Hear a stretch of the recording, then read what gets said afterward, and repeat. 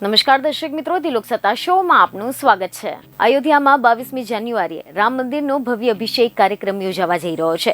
આ કાર્યક્રમમાં તમામ વસ્તુઓ ભવ્ય છે। મંદિરનું ભવ્ય બાંધકામ તો તમે જોયું જ હશે અને હવે અયોધ્યામાં બની રહેલા રામ મંદિરના સુવર્ણ દરવાજાની પ્રથમ તસવીર પણ સામે આવી છે। જી હા, ખબરો એવી મળી રહી છે કે રામલલ્લાના ગર્ભગૃહનો મુખ્ય દરવાજો સોનાનો બનેલો છે। મંગળવારે મંદિરના મુખ્ય પ્રવેશ દ્વાર તરીકે તેને સ્થાપિત કરવામાં આવ્યો છે। આ દરવાજાની કિંમત કરોડો રૂપિયા હોવાનું કહેવાઈ રહ્યું છે। રામ મંદિરમાં સુવર્ણ દરવાજાનો ખાસ ફોટો સોશિયલ મીડિયા પર ખૂબ જ વાયરલ થઈ રહ્યો છે। આ ગોલ્ડન ગેટ મંદિરની શોભામાં ચાર ચાંદ લગાવી રહ્યા છે। સુવર્ણ દરવાજાનો ફોટો વાયરલ થતા રામ ભક્તો પણ રોમાંચિત થઈ ગયા છે। આ સુવર્ણ દ્વાર રામ મંદિરના મુખ્ય દ્વાર પર સ્થાપિત કરવામાં આવશે।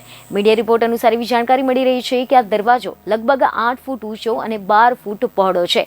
આ મંદિરનો સૌથી મોટો દરવાજો છે। આગામી 3 દિવસમાં વધુ 13 દરવાજા લગાવવામાં આવશે। રામ મંદિરમાં કુલ 46 દરવાજા લગાવવામાં આવશે। તેમાંથી 42ને 100 કિલો સોનાની કોટેડ કરવામાં આવશે। સીડીની નજીક 4 દરવાજા હશે। આના પર સોનાનું પડ નહીં હોય। આ દરવાજા મહારાષ્ટ્રના સાગના લાકડામાંથી બનાવવામાં આવ્યા છે। હૈદરાબાદના કારીગરોએ એના પર કોતરણીનું કામ કર્યું છે અને આના પછી તેના પર તાંબાનું પડ ચડાવવામાં આવ્યું છે। ત્યારબાદ સોનાનું પડ લગાવવામાં આવ્યું છે। જો કે ખાસ વાત એ છે કે આ દરવાજા એવા મજબૂત લાકડાથી તૈયાર કરવામાં આવ્યા છે કે આવનારા 1000 વર્ષો સુધી તે ખરાબ નહીં થાય। દરવાજા પર નગારા શૈલીના બાંધકામની ઝલક સ્પષ્ટપણે દેખાય છે।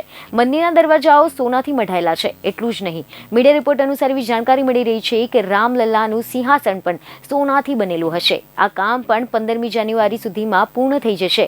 મંદિરનો શિખર પણ સોનાનું બનશે, પરંતુ હાલ આ કામ પૂર્ણ નહીં થાય। ભગવાન શ્રી રામના મંદિરની પ્રાણ પ્રતિષ્ઠા બાદ તેમની ચરણ પાદુકાઓ પણ મૂકવામાં આવશે। આ ચરણ પાદુકાઓ 1 કિલો સોનાના અને 7 કિલો ચાંદીથી બનેલી છે। આને હૈદરાબાદના શ્રીચલ શ્રીનિવાસ શાસ્ત્રીએ બનાવ્યા છે।